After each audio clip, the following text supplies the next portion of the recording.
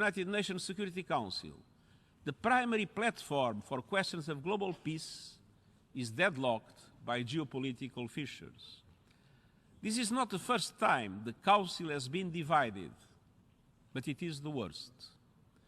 Today's dysfunction is deeper and more dangerous.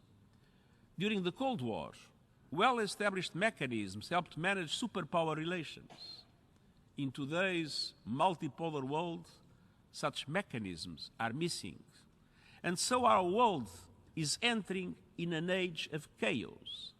And we are seeing the result, a dangerous, unpredictable free-for-all with total impunity. Well, that there was the Secretary General of the United Nations. Sounds like he's been watching my channel. I mean, that's pretty much what I've been saying for a while now, is that we are in an era of chaos. We are watching the world become more at odds with each other. We're seeing the world just fall into wars and rumors of wars and conflicts and anger and hatred and violence all over. And it's interesting that now we've got the United Nations guy saying that.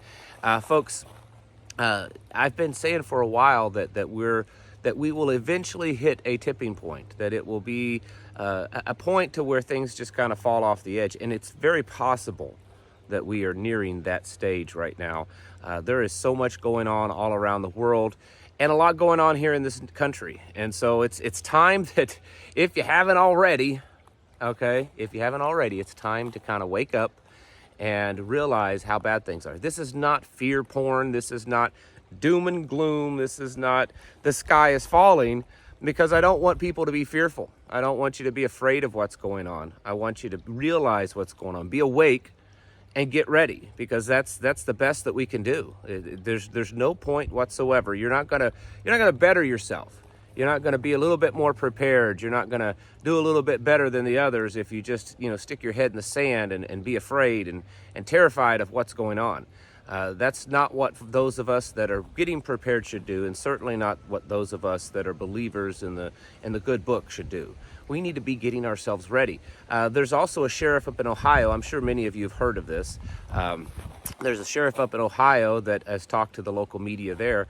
And he recently went to the National Sheriff's Association meeting in Washington, D.C., and heard from the director of the FBI pretty much the same stuff that, at least on the surface, that they've been telling us publicly. But I'm sure they got a little bit more behind-the-scenes information. And the guy came back home and decided, we're going to take care of things. And so they're issuing, AR-15 rifles to all of their deputies. I'm sure these are the select fire ones, the ones that you and I have difficult time getting a hold of. And he's saying that they believe that this invasion, this terrorist attacks, all of these things are going to be happening soon. With the amount of Chinese illegals that's coming across the border, and from many other countries also, the probability of some type of terrorist attack or some type of infrastructure attack, something happening here in the United States, is becoming a pretty good odds. And so he's taking precautions greatly there in his county. I've heard that he's also working on forming or expanding the sheriff's posse. And for those of you that don't know what that is, a sheriff has the right to call up a posse from the Posse Comitatus Act, which basically means that they can deputize anyone in the county for a period of time to come and work for the sheriff's department and to defend the county. And so more and more sheriffs are starting to wake up to that, and more people are starting to wake up. It wasn't that long ago, and I've been saying it for quite a while, that this whole illegal immigration problem, it's going to get to a festering point, right? It's been building for years now, and it's been building faster for the last 2 or 3 years because of the amount that's been coming across the border, hundreds of thousands a month. You can't have that from all these different countries, unchecked basically. Who knows who's coming across the border? Who knows what their intentions are? And then not expect something to potentially happen. I mean, just the just the fact that it's a drain on the social services, it's a drain on emergency services, it's a drain on the supply chain and all this kind of stuff in these areas where they're congregating. That alone is an SHTF. It really is. And now the possibility that some, who knows the number, that have come across the border illegally are coming here to do specific harm. I mean, I've talked about this at length on the Chinese that are coming across the border, and this is nothing against Chinese folks. But China, they're a communist country, in case you forgot. And the odds that as they are getting ready for war, because that's what they've been saying for the last couple of years. There's been all these news reports of how China is gearing themselves up for war. It's getting their military ready for war. And then yet, if you look at our borders, we're watching thousands, tens of thousands, even hundreds of thousands potentially in the last few years that have come across our border illegally that are military-aged males. And if you notice, if you watch the videos, I've talked about it many times. These guys look like they just got out of boot camp. I mean, they're healthy, they're young, their haircuts, everything, they're in shape. They look like they just got out of the barracks and walked across the border. Now, what are the odds that China is going to allow? Because if you don't know, it's very difficult for you to leave China, especially if you're just a commoner. Like if you're some sort of wealthy person, you have some sort of stature, and you want to travel the world, that's not as difficult. But if you're just a commoner, a poor person, it's very difficult for you to just up and leave the country. And yet they've been coming across by the thousands. And it's odd that they're all males, military aged, healthy, in shape, military haircuts almost every time.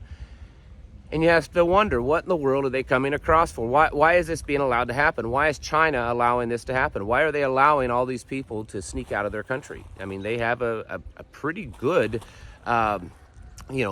perimeter around their country, not allowing things in or out, even, information, internet, all these kinds of things. So why has this been happening? It's been a question that's been posed many times by a lot of people over the last couple of years.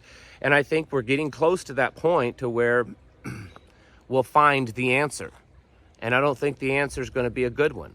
And I think it's time that we get ready, between what the United Nations guy is saying and what the sheriff is saying. And if you look at things of what, Jerome Powell and several others have been saying lately, it's like they're trying to soften the blow. They know what's getting ready to happen is coming soon, right? It's almost like they know that.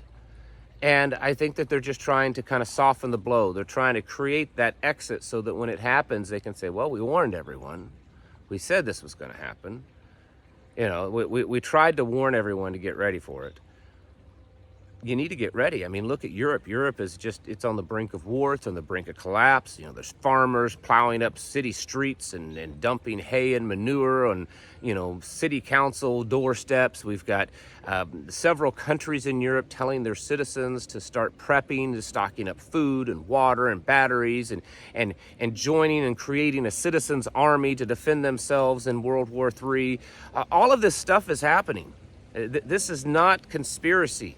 This is not some, crazy person online making this up. This is all verified facts as best as we can verify. And it's strong indicators that things are starting to happen, that we're getting to that tipping point, folks. And so I want to very, very strongly encourage you, not from a basis of fear. We're not going to be terrified. We're not going to fall apart into some sort of panic and go curl up in a fetal position in the corner of the room. We're going to understand what's going on, be calm about it, be level-headed, and start taking appropriate actions to get ready. Now, I know most of you do this all the time. I mean, you're preppers to the core. You're already getting ready for it. But I'm telling you, we all need to up our game. We put all this together, and we've got this Tucker Carlson interview with Vladimir Putin coming out.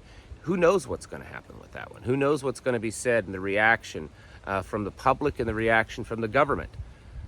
This could be the thing that causes NATO and the West to do something, something to spark off World War III, to distract from this interview. Who knows? There's so many possibilities.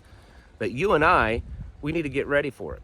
We need to be stocking up food, water, defense tools, being able to grow food. You need to start doing that this year. If you've not started, you definitely need to start. And if you're an old hand at it, you need to expand. You need to make it the best you can, because it's going to get to the point that may be the only food that you have.